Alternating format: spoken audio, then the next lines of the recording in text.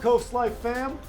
You guys know Leah Rizzo, my co-host here. We've brought my other co-host at 5 and 6, Maddie Overturf, in to talk a little bit about a trip you just went on, Maddie. Yeah. Incredible trip from what I understand. Yeah, so I just hiked the Inca Trail in Machu Picchu in Peru, which it was kind of a joke in the newsroom for multiple reasons. And then I said to the showrunner, I was like, I should go on CoastLife, ha. And then she said, no, you are. So I said, okay, great, so we're gonna talk about it.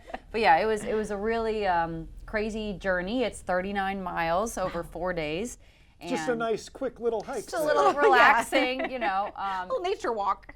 Yeah, you know, and the elevation for our little Delaware lungs was definitely tough. But it's cool because that's the way you get into Machu Picchu, which is a wonder of the world, from the back, basically the Incas way, and so you don't go on the bus with all the tourists. You like hike in there at sunrise, and you're like, whoa! You kind of feel like you're in a different universe almost. Yeah. So there are a couple of things that I want to let the audience in on here because I don't know who knows what about Maddie. You know, she's a crazy workout fiend. You know, she does classes and teaches things.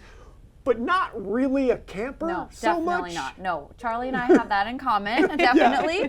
The last time I'd camped was when I lived in Alaska for high school for one, I don't even know if it was full night. It might have been like basically 6 hours. 2/3 of the night or yeah, something. we're like, we're good. But this was a 3-day camping and, you know, true camping. And as I told Charlie yesterday, you look at the photos of me and the light starts to get a little dimmer in each picture in your eyes of like, wow, okay, one more day without a shower, one more day without, you know, a real bathroom. I've never been more grateful for a mediocre airport bathroom than I have just a little after indoor this trip. plumbing. Yeah, but I have to say, please don't feel bad for me, whatever camera's looking at me. Like there's the company we went with has a bunch of porters. They set up the camping. They give you a full meal. So like true campers, I did not camp. I'm not going to put myself on your level. However, for me, it was definitely camping. It was not glamping, but not full camping, somewhere in the middle. Well, let me ask you, once you finally, you take that last step, you are on top of this thing, you're seeing Machu Picchu, what is that feeling like, and did anything surprise you? Definitely. I didn't really realize the hike would be so much up and down, physically. Sure. I guess emotionally too. You know, Sure. But physically, like the elevation, you go so high and then you go all the way down, and the down was so much harder than the highs for me, just on your body.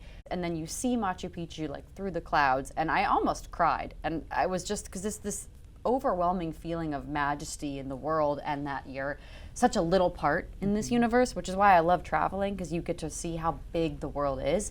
But after seeing all of these different sites, and then you see that, it's 10 times bigger than any of the ones you've seen. It's a whole community there that no longer obviously living in, but you can see like, whoa, this was a whole world. And we don't know a lot about it because a lot of the records were destroyed. And so there's a lot of mystery, which is kind of part of the appeal. That's incredible. What an awesome trip. We're glad to have you back, but is there any reason why you would encourage people to maybe, if they are on the fence about traveling, get out there, experience something new? Definitely. I mean, everybody on this couch loves to travel, and I know you guys have some great clients who promote travel, and it really makes you grateful, I think, for your current life in different scenarios, whether it's like, oh yeah, I have a bed, you know, that's great. But also it just makes you realize, I think we all have so much more in common than we do different. Like we were on this hike with a family of 4 from Colorado, never met them before, and we left as like family basically, right?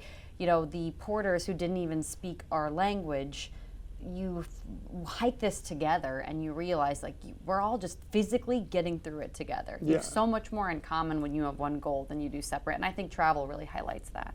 It's a big old world out there, and everybody can, if you have a chance to get out and experience it it's wild how some things are similar everywhere.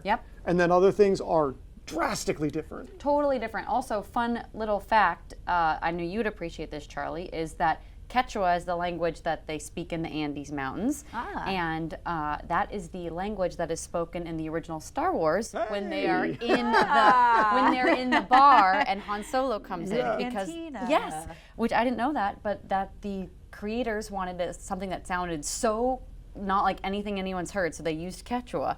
And then I was listening to the porter speak, I was like, that totally makes sense. It sounds like this otherworldly language. Well, now I want to know what they were actually saying in Quechua. I know, we got to watch it back, and play it for that. But yeah, so that was kind of fun fact. Awesome. Well, Maddie, we're so glad that you had fun.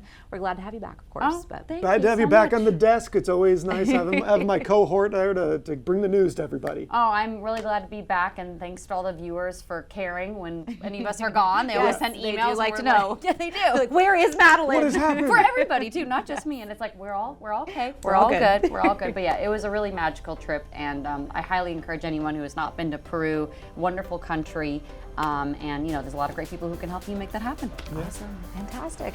Well, maybe a staycation is a little bit more your vibe. There's plenty of incredible places to check out along Delmarva's coast, and if you're in the mood for some amusement park rides, we got you covered on the way.